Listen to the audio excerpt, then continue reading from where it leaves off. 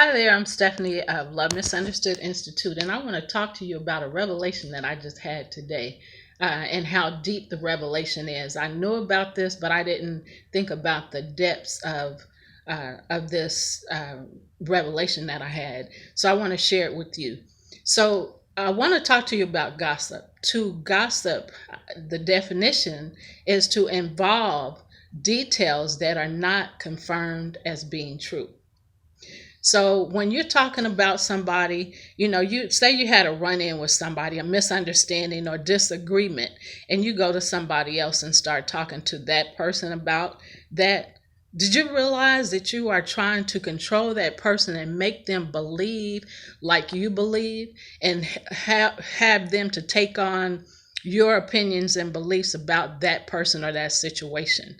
There's a few different types of bullying that involves that, but I want to tell you that control is ha the definition of control is the power to influence or direct somebody's behavior or the course of events.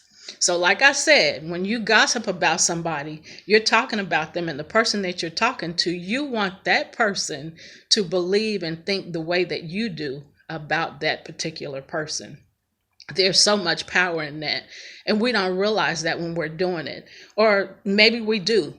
But if you continue to do that, you harm, that causes harm on people's lives, and they develop different issues behind that that gossiping, and you don't know whether it's true. You just join in and start stating your opinion about what you hear or about that person. We have to be really, really careful about things like that.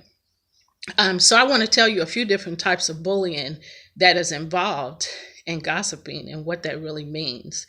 The power of words and the power of controlling someone else to believe what we believe. So one of the types of bullying is covert bully. A covert bully intentionally, their conversation is intentionally hidden and hard for others to see. So you might not see the things that I said. I'm not going to say it again, but you may not see those things happening in that conversation when you're having that conversation. So that's a covert bully. It is also an indirect bully. An indirect bully is talking about somebody that's not there. So you're not talking directly to them, but you're talking indirectly about that person. So indirect bully inflicts harm by damaging another's social reputation. So you're talking to that other person. They don't know if it's true or not, but you are ruining their reputation because that person takes on that belief and don't even want to have anything to do with the person that you're talking about. This is really serious. We really have to think about the things that we're doing and how we would feel if those things were happening to us. You have to treat other people the way that you want to be treated. It's so important and so vital. And so another type of bullying that it is an antisocial bully. An antisocial bully spreads rumors. It's a currently circulating story or report of somebody, uncertain and doubtful. You don't know if that's really what happened. You weren't there. So now you're listening and you're taking on the beliefs, being influenced to change your behavior towards someone else because of something you hear. We really, really have to watch our words. We really have to watch what we're doing. We really need to think about what we're saying, how we're saying it, what we're saying and doing. What's our purpose? What's our intentions when we do stuff like that? So I just wanted to share that information with you because thinking about it, that revelation is so big. And I got to tell you this. I was getting ready to tell somebody something yesterday that happened between me and somebody else and how it made me feel.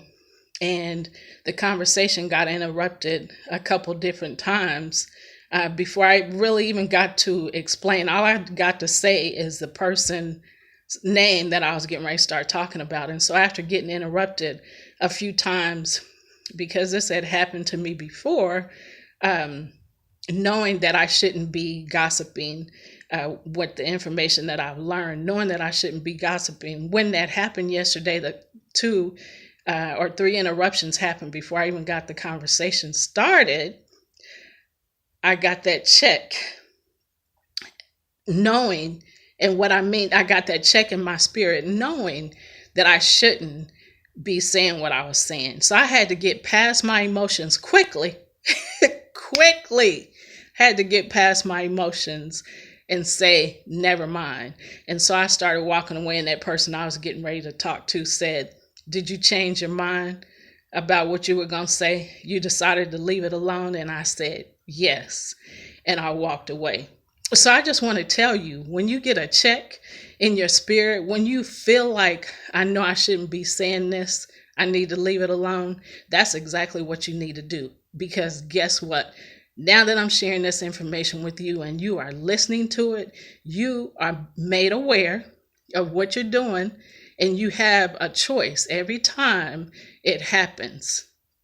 You have a choice to say, okay, never mind, and walk away from it. And if you keep doing that, you're going to stop gossiping about other people and tearing other people down with your words, with your opinions, and with your thoughts about that person. And you're not going to be dragging other people into your feelings, because those are your emotions that have gotten caught up into the situation. And your emotions, it's not about you. It's not about your emotions, but it's about being kind and loving one another and treating people the way you want to be treated.